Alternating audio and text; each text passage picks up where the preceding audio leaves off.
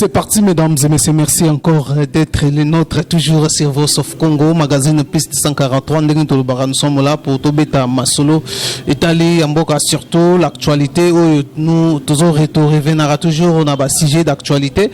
Le lot Kutani na mwana Mboka Steve qui voit ta Tokomeka to solone assez concernant toujours la question d'actualité, entre autres Tobeta Masolo autour il y a message, il y a secrétaire général, il y a IDPS na président, il y a IDPS AI.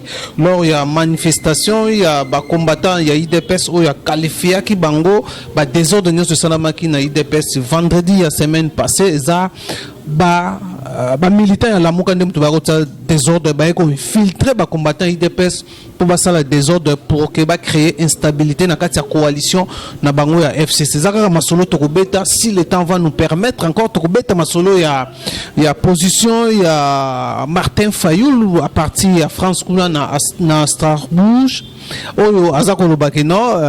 transition fait des routes président fait Tshisekedi reste le président il a assimé transition mais tu comprends tu vas poser la question comment il y a l'obaka fait Tshisekedi dans présidente il y a dans président il comment non va travailler dans la transition des avec Félix Tshisekedi. Ezaka masolo la muka l'avenir à la muka et comme ndenge nini il faut to compter ba jour nango et à la muka à lobi bongo et ensemble azapena membre à la muka Bertin Wanga tokoyoka ba réponse il y a maître Steve qui voit à tout à l'heure en 300 plus tarder Mbote maître Steve Mbote ndeko oui alors on a besoin de présenter aux porte-parole il y a Mouliadolf Moussitou et puis communicateur il y a la Mouka alors tokende directement la première question de biso tungato d'abord réaction na bino par rapport au Yakoyoka vendredi puis la semaine passée Augustin Kabuyana Jean-Marc Kabundo as président il y a IDPS balobi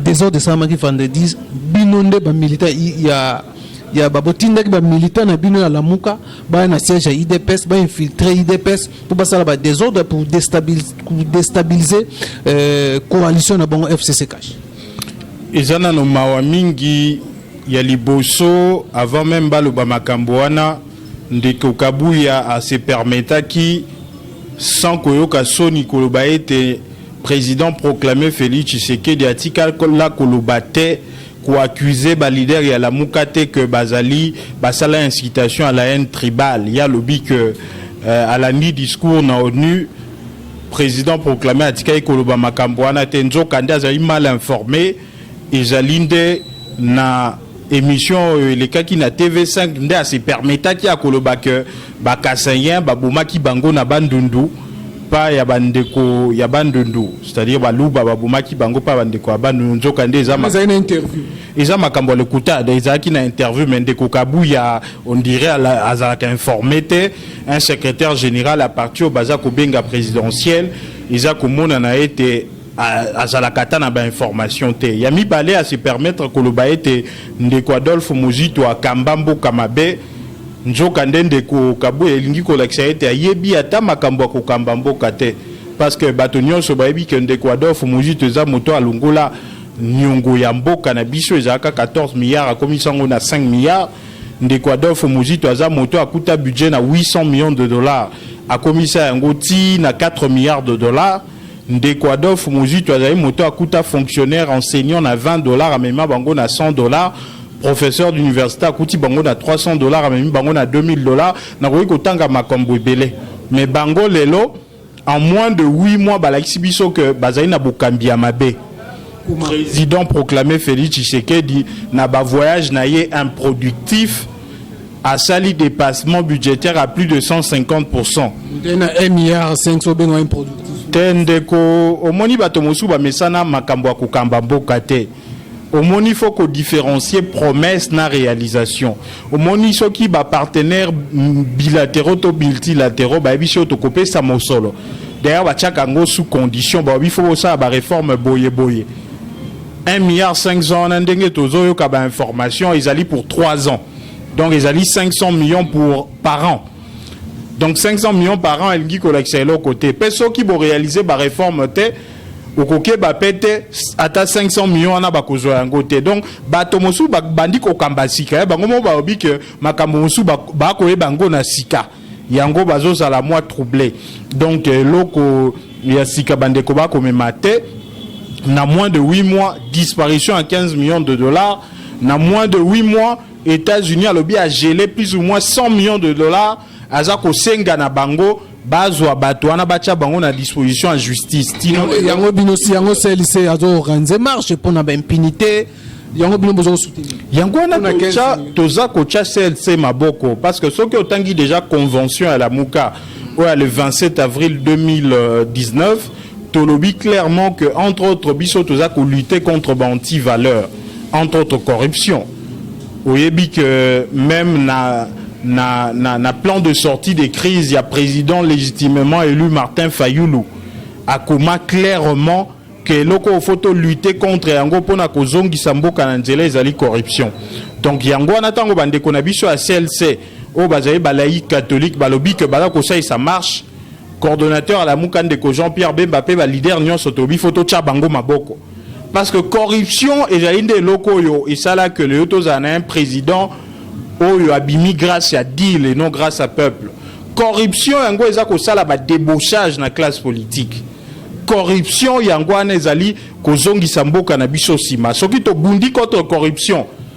Bato mosu ba régime ba kozana mosolote ya ko détournaka ya ko limwisaka pona ete baza na bokasi ya ko corrompre bazuzi ya ko corrompre seni pona ko gagner na ba élection yango wana biso toza ko tia maboko na CLC toza ko senga na ndeko nyonso oyo alingi mboka Congo ndeko nyonso alingi mboka ekende liboso photos za lelongo na bandeko na biso ya CLC ko tia bango maboko na marche na bango le 19 octobre 2019. Alors au répondre bien à la première question ngezala ki ya koyeba réaction na bino par rapport à la position ndenge bino bo infiltrer ki IDPS bo ça ba désordre alors bon bato bayiba que non cracher salami ba combattre bazo manifester mais ba découvrir que non la muka tindenge ba militaire na ba désordre.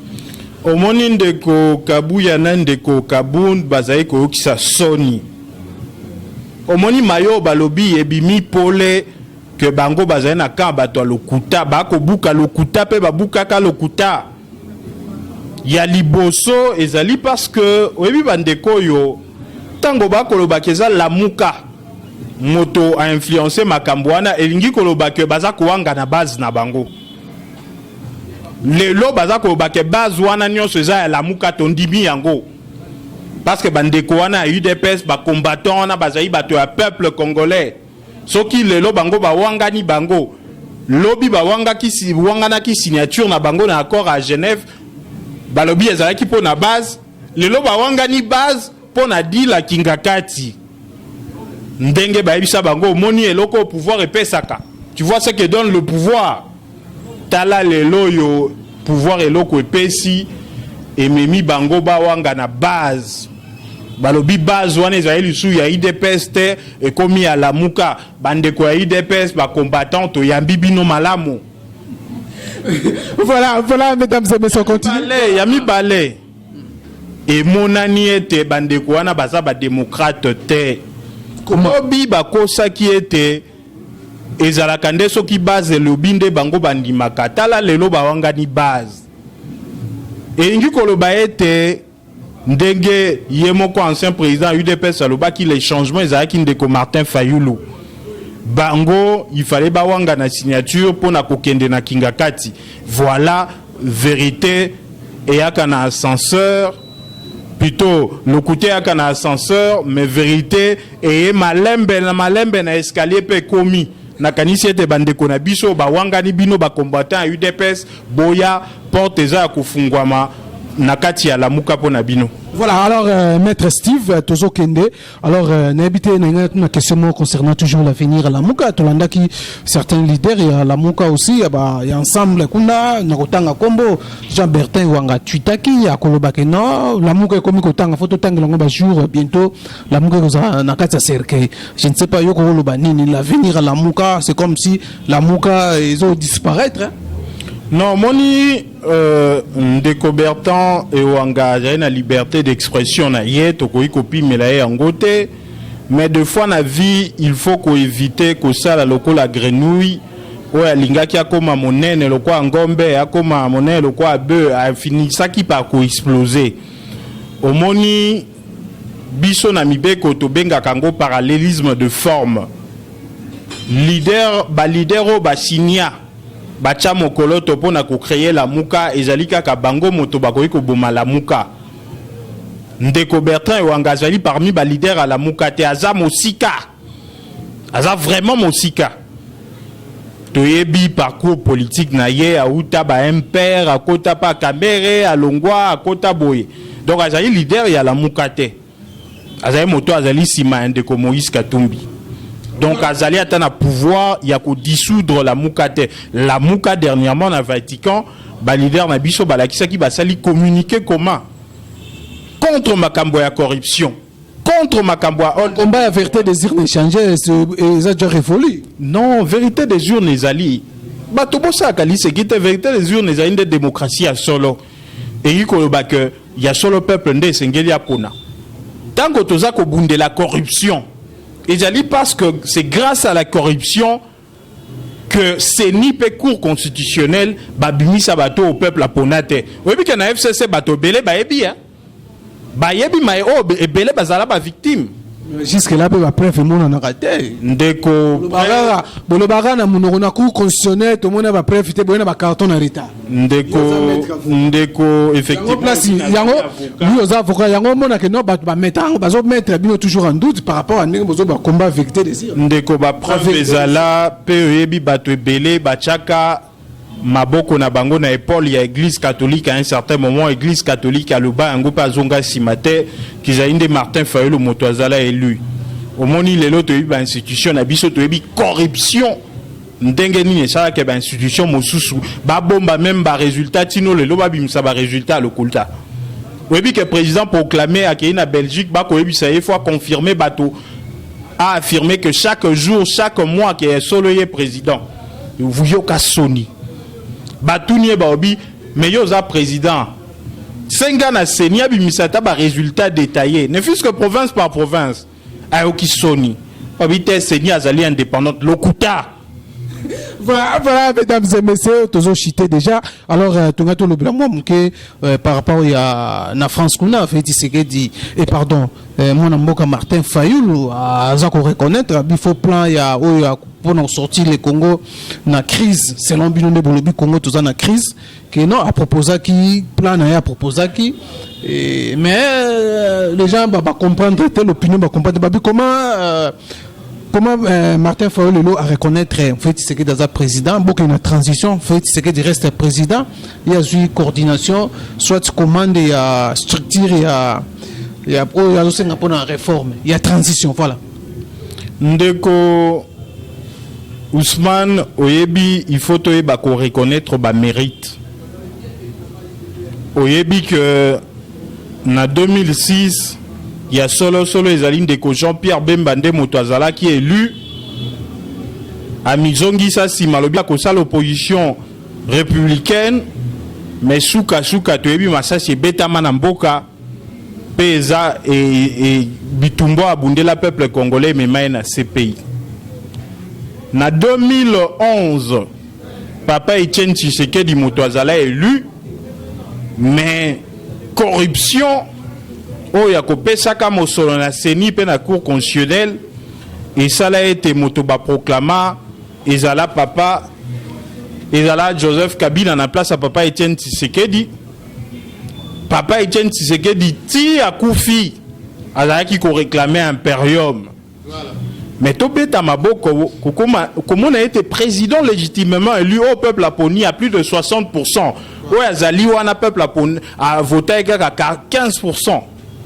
Mais andimi komi kitisa alobi moto azali wana lokwa azali président nommé tondi maé lokwa azali ndeko na biso azali président de fait tout ça la transition sans Kabila to kende na ba élection anticipée oh ya solo peuple à kopona ngai en tant que président élu nalandela institution et ko lutter contre corruption nalandela institution et ko lutter pour na ba élection à solo pour que l'obitango toko voter ezala lisu kinga kati te ezali sous sénité, ezali sous cours constitutionnel te ba fabriquer ba résultat mais ezali solo peuple. Et là quoi na kanisi ete bato il fallait ba betela président légitimement élu maboko mingi parce que c'est sacrifié pour Namboka. Azali le quoi Jésus. Mais bato betele maboko. On dirait peuple congolais beteli maboko mais ça na bato mosusu.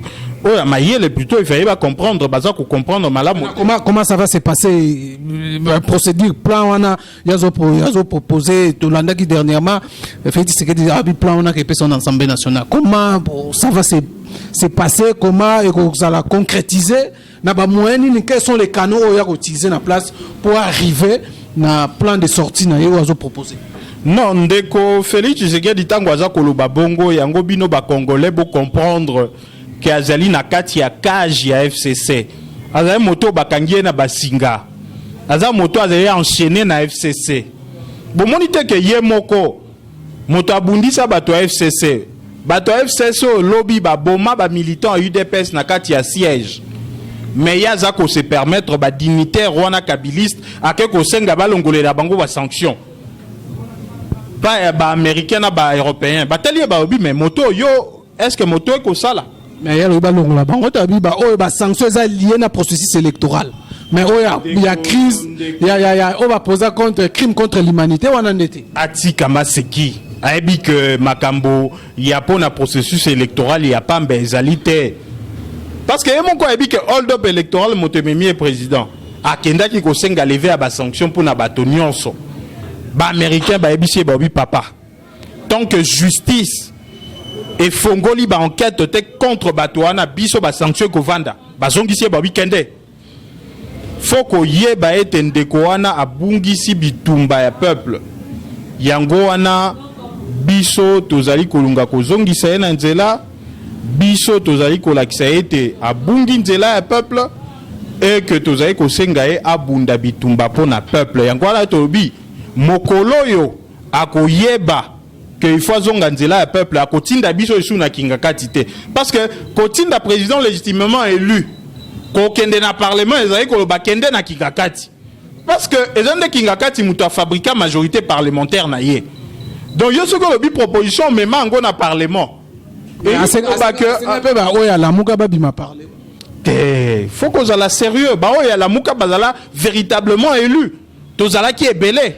Webi na mwamba yo tambola kinanga yebi comment ba soutenir ngai ndenge ni na koyi koza na parlement en ate donc ndenge zawana tango aza kotinda bato koke na parlement en réalité aza ko baboke débat partenaire na ngai ngakati yende mota changai yende mota. Alors maintenant je ne sais pas comment est-ce que yo solo na matango on est là pour des questions ou procéder plan de sortie il y a crise RDC selon la Muka proposition de Martin Fayulu. Comment vous concrétisez, comment vous avez mis en place pour réalisation? Non, oui, plan est sorti à crise et il y a une solution pour la batonios. Tala bango ndenge baza kubundana. Toza koyoka makambo ebele. Bokoki kosala complot contre peuple te pe bozala malamu. Yango wana président élu azali lokwa Salomon ndenga salaka. Atali maman ya solo mokolo mwana loba mievo bozwa mwana wana parce que que suka mwana kozongela ye olia luka mwana kabwana yango wana président légitimement élu ndeka sala a dit que plan a sorti de crise yo maman oyo botolinga mwana tango akokola koyeba vérité za wapi yo botoli résultat ya peuple suka bakotuna yo bimisa vrai résultat pour le basenia indépendant. Voilà le coutan jo quand les asa obligé ya kobimisa ba résultat solo yango wana biso to yebi que suka plan a sorti de crise de kozana mais ça le peuple a kozongela pour continuer peuple a kosepe sa pouvoir na moto ya lingi pe to yebi que kozabela muka. Voilà, mesdames et messieurs, ça est fini par ici. Mais la personne qui s'en a message le 19 octobre, photos à Nasser, c'est tout Chabango Maboko, ça marche à la Moukate, et ça marche à 7C. Ils sont de Chabango Maboko, parce que tant que vous avez contre corruption aussi, ça va comme hold-up électoral, corruption aussi, ça va comme débauchage, corruption et aussi, ça, Makambo, il y a Moyibi dans l'élection, il y a Kosomba Kabato.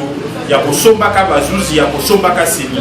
Voilà, mesdames et messieurs, merci Nabi Nosomoso qui parle pour la Nabiso, merci na Bertin Tsumbi derrière la caméra, na montage kuna Francis Paka, donc Mbala Yasimana numéro, je suis portez-vous bien, bye bye.